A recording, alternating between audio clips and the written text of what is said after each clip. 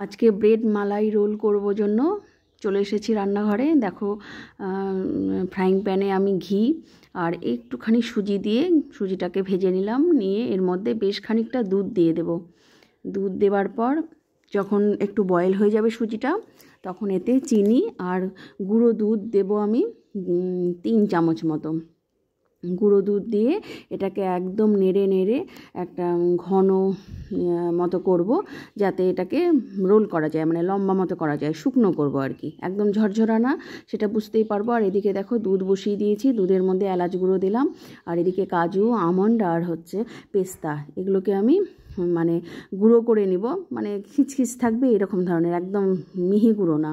আর এর মধ্যে আমি কাস্টার্ড পাউডার দিলাম 3 চামচ মতো দিয়েছি, আর 3 চামচ মতো গুঁড়ো দুধ পাউডার দিলাম। দিয়ে এটাকে ঘন মতো করে জাল করব, মানে যা দুধ থাকবে তার হাফ মতো করব। হাফ মতো করে নিয়ে এর মধ্যে দুধটাকে আমি ঠান্ডা করতে দেব। দিয়ে এদিকে দেখো আমি এটাকে লম্বা লম্বা করে নিচ্ছি। নিয়ে ব্রেডটাকে 4 ধারে আমি কেটে নিয়েছি। কেটে নিয়ে ওই যে লম্বা পুর করেছি সুজি আর গুঁড়ো দুধের, সেটা ওর মধ্যে দিয়ে সুন্দর করে রোল করে নেব। আর 4 ধারটা আমি এইভাবে কেটে নিব। কেটে নিয়ে সুন্দর মতো রোল করব। রোল করে নিয়ে, আর তার আগে রোল করার আগে ব্রেডটাকে আমি একটুখানি বেলে নেব নরম করে, মানে একটু ফ্ল্যাট করে নেব। নিয়ে এই যে এইভাবে সুন্দর করে রোল করে রেখে দিচ্ছি।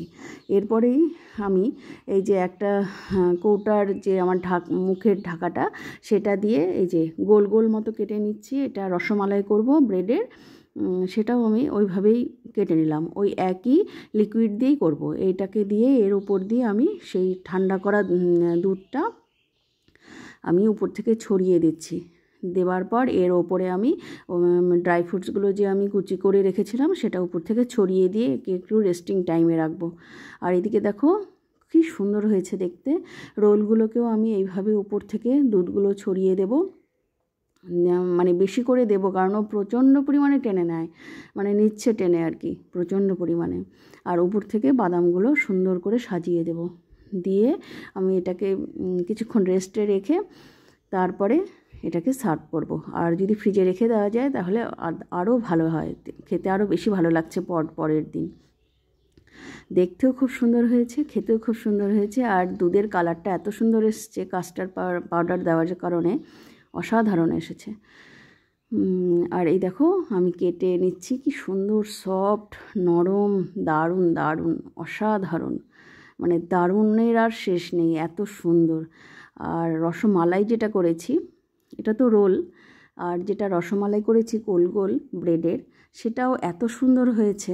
ওর মধ্যে তো কোনো পুর ভরানো নেই, কিন্তু তবুও খেতে খুব সুন্দর হয়েছে আর এত সফট, মানে বলাই মুশকিল। এই ছিল আমার আজকের রেসিপি। ভালো লাগলে প্লিজ পাশে থেকো। আজকের মতো বাই।